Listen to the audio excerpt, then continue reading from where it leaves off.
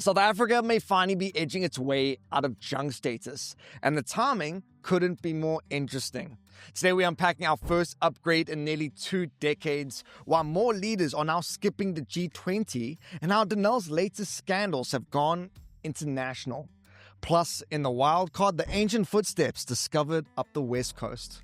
My friends, if you are enjoying the show, be sure to like and subscribe. And now, with all that out the way, let's get into it. South Africa is slowly clawing its way out of junk status. And for the first time in 20 years, one of the major ratings agencies have actually said so on paper. You see, S&P Global has upgraded South Africa's long-term foreign currency rating from BB- to BB, a small but symbolic move that edges the country one notch closer to regaining investment-grade status. S&P's reasoning boils down to something we haven't had in a long time, and that is momentum. Tax revenues consistently outperformed expectations, government has held a primary budget surplus 3 years running, and crucially, the risk of major SOE bailouts is reportedly easing as reform momentum picks up across electricity, logistics, and ports. Structural reforms under Operation Vulindlela are also landing. Electricity supply constraints have eased, private operators are entering freight rail, and bottlenecks at ports are reportedly easing. The upgrade also places South Africa in rare company. It's one of only 3 countries worldwide to receive an S&P upgrade this year. And the agency kept a positive outlook, meaning that another one is possible if reforms hold. And so look, it doesn't lift us out of junk status just yet, but it does signal something important, that for the first time in years, global institutions think that South Africa is moving in the right direction. South Africa is days away from hosting the first G20 summit on African soil, but the guest list is thinning. US President Donald Trump has pulled his entire delegation, Argentina's Javier Milei is sending ministers instead, and China's Xi Jinping has confirmed his premier will attend in his place. Add Vladimir Putin, who's been unable to travel due to an ICC arrest warrant, and this becomes the first G20 summit where all 3 geopolitical heavyweights won't be represented by their heads of state. So while these absences are stacking up isn't fully clear. Trump's boycott is political, Malay's withdrawal is framed as logistics, and Xi's team points to scheduling constraints. But internationally, analysts note how unusual this is. The leaders of the world's 2 biggest economies skipping the same G20 summit for the first time, with some governments now quietly weighing up whether aligning themselves with Washington's stance might be strategically convenient. Now, President Ramaphosa, publicly at least, insists that it is their loss. He has stressed that the summit will proceed regardless, with more than 60 heads of state still expected and broad support from the AU, EU, and Global South blocs.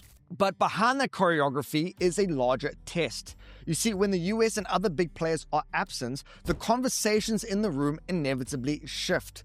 You can understand countries become more cautious about what they sign up to, and fewer bolder commitments tend to survive the final rounds of talks. Which is why analysts warn that while the summit will definitely go ahead, the weight of the outcomes may not match the scale of the moment. 4 years, Denel was the crown jewel of South African engineering, the state-owned arms enterprise behind the Rooivalk helicopter, the Casper, and the G5 cannon that could drop shells with frightening precision. Today, though, that same institution is now back in front of Parliament for all the wrong reasons, as the SIU and Hawks report new criminal referrals, destroyed documents, and billions tied to irregular contracts that investigators say breached every rule in the books. But what's emerging now isn't an isolated scandal. It is the wreckage of a decade-long collapse. State capture gutted leadership, top engineers left for jobs overseas, and major projects like Hoefyster stalled so badly that only 21 vehicles were ever partially completed. And the fallout doesn't stop at home. In the US, military company Draken International is suing Denel for over 125 million rand after receiving just 3 of the 12 cheetah jets it paid for, none of them meeting the required standards. And so the bigger picture is stark, and sometimes you gotta call a spade a spade.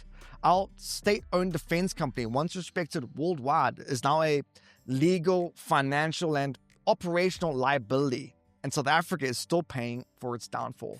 And before we cruise on to our Bagel Bite of the day, here's a couple other headlines worth knowing. For starters, South African farmers are celebrating after the US removed tariffs on key exports like citrus, macadamias, and beef, easing pressure ahead of the 2026 season. But wine and table grapes remain exposed, keeping overall trade negotiations challenging. Google has agreed to pay South African media houses 688 million rand in a landmark settlement over lost advertising revenues, funding local newsrooms through content licensing and innovation grants. Though experts do warn that long-term sustainability will still require deeper structural reform. And Capitec and FirstRand are now both closing in on a 500 billion rand valuation as competition in South Africa's banking sector intensifies, with Capitec's rapid mass market expansion challenging established giants, while Standard Bank remains close behind.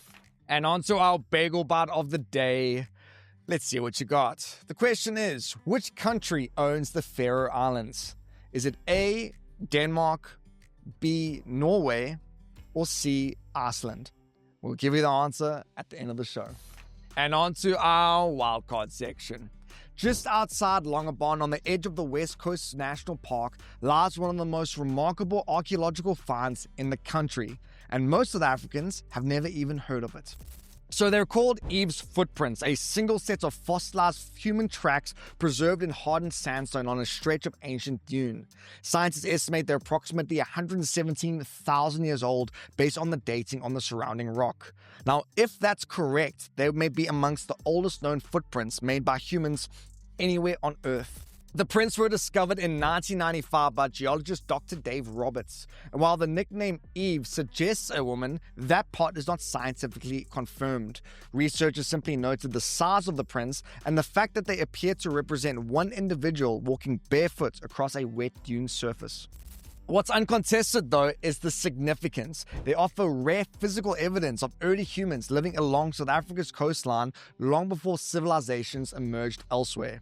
It's a quiet reminder that some of the oldest chapters of human history were written right here. And as for that Bagel Bite, the answer is Denmark. Now, how's this? Despite being part of the Kingdom of Denmark, the Faroe Islands are a self-governing territory with their own parliaments, their own flag, and even their own football team. Denmark handles defense and foreign affairs, but day to day, the islanders run their own show. And my friends, that's it for today's show. Thanks so much for tuning in. Hope you guys have had a great weekend, that you're feeling rested and rejuvenated for the week ahead. Hope it's a cracker Monday. Be kind to one another, and we'll catch you all tomorrow for the next round of the good stuff. God bless.